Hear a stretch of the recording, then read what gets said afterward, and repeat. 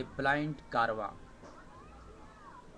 Their caravan was coming back sluggishly after a crucial war that had begun off the issue of a person ignorant of the no man's land running between two countries.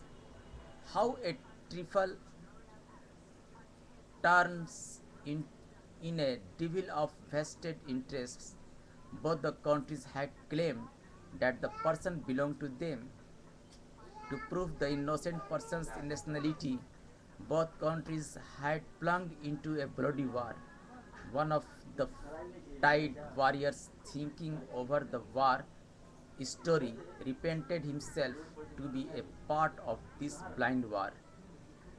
He thought the war, wa- the wars are fought to show supremacy only. It grows up the crop of death, not the crop of life. At the very moment, a screaming sounds coming from a nearest village amazed the warriors.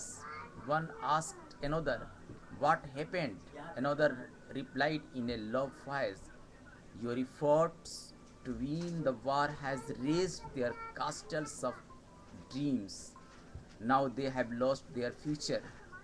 Someone disrupted them sarcastically. What we have won in the battlefield is being presented to us by our people.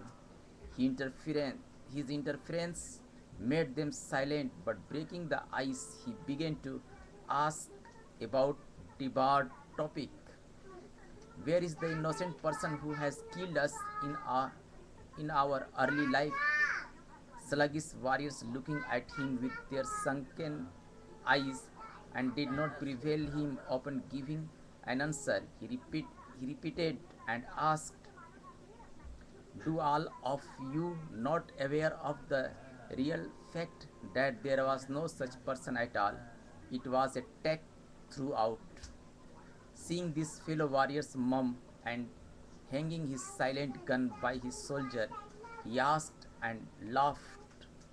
His laughter and the sense of lost battle pinching throughout was pushing the caravan ahead.